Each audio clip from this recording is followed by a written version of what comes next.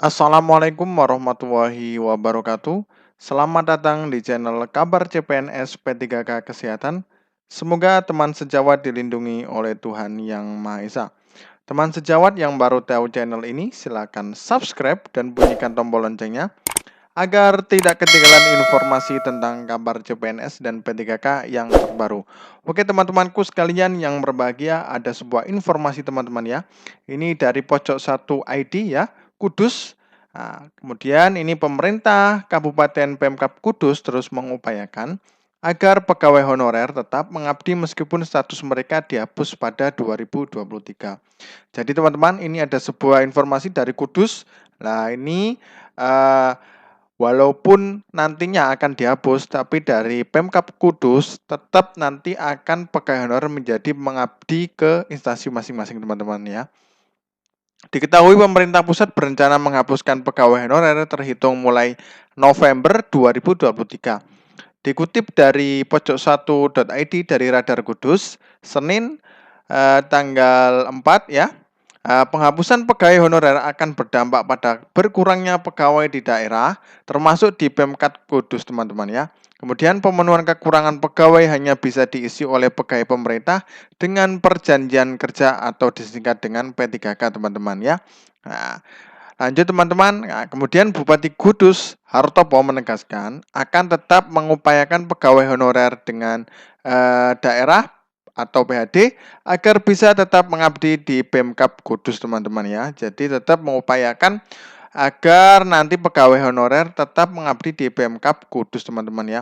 Kemudian menurut Hartopo, Pemkab Kudus masih butuh PHD dan sangat terbantu dengan keberadaan mereka. Jadi PHD ini singkatan dari pegawai honorer daerah teman-teman ya. Nah itu memang di setiap daerah itu beda-beda.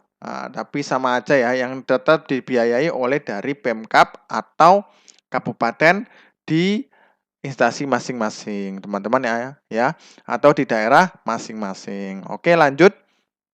Nah, untuk guru juga masih ada tenaga honorer ya. Kesehatan juga, keberadaan mereka sangat membantu mengatasi kekurangan tenaga pendidik. Selain itu, tenaga honorer bisa ikut seleksi P3K, tapi untuk pegawai honorer lainnya banyak yang tidak linier dengan pendidikannya. Tidak linier itu tidak selaras teman-teman ya. Seumpamanya katakanlah D3-nya guru pendidik, nah matematika, tapi S1-nya dengan lain agama atau itu tidak bisa teman-teman ya. Contohnya kalau semuanya perawat, D3 perawat, nanti yang S1 ternyata kesehatan lingkungan tidak bisa teman-teman ya. Nah, itu tidak linear namanya. Sehingga tidak mudah untuk diangkat menjadi P3K. Nah, ini ya. Kemudian kami akan berkoordinasi kembali dengan Kementerian Pendayagunaan Aparatur Negara dan Reformasi Birokrasi Republik Indonesia, Pak Azwar Anas ya, Kemenpan RB, tentang hal ini teman-teman ya.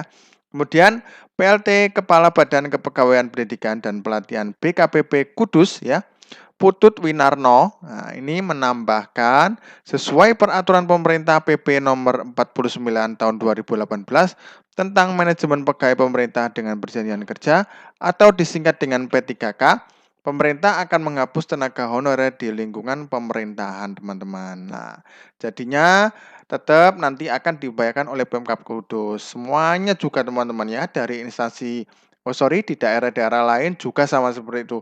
Pasti mengupayakan tenaga honorer itu tetap bekerja di instansi masing-masing. Kenapa? Karena sangat kekurangan pegawai kalau semuanya dikeluarkan semua. Nah, makanya dari Pemkab Kudus saja sudah memberikan contoh bahwasanya itu tetap pegawai honorer akan bekerja walaupun ada penghapusan di 2023. Nah, ia mengatakan setiap bulan menandatangani dan memberikan SK bagi ASN yang memasuki masa pensiun. Nah, akibatnya banyak tugas-tugas ASN yang kosong. Pada sisi lain, perekrutan ASN belum sepenuhnya memenuhi kebutuhan formasi. Nah, benar sekali. Jadi di lapangan memang banyak yang pensiun tapi tidak ada yang menggantikannya. Nah, itu kan juga rumit. Nah, ya. Dengan kondisi seperti itu, maka keberadaan PHD masih sangat dibutuhkan untuk membantu tugas ASN, teman-teman ya. Ditambahkan Hartopo, roda pemerintahan bisa saja terganggu Bila Pemkab kekurangan, misalnya untuk tenaga teknis yang selama ini di-cover oleh BAD. Nah, itu benar di lapangan semuanya seperti itu teman-teman ya. Tinggal nanti pemerintah dari Menpan RB dan DPR bagaimana mencari solusinya ya. Nah, oke, kemudian tenaga-tenaga lain yang juga berpotensi dihapuskan adalah tenaga kontrak, tenaga outsourcing, hingga pegawai Badan Layanan Umum Daerah. Ya, memang rawan teman-teman ya. BLUD itu juga tidak masuk sebenarnya. Tapi masih digodok soalnya rata-rata dari daerah itu memakai BLUD semuanya. Nah, jadi biayanya di otonomi, secara otonomi di daerah masing-masing teman-teman ya. Kemudian lanjut, karena itu harus ada solusi terbaik dalam mengatasi dampak penghapusan pegawai honorer.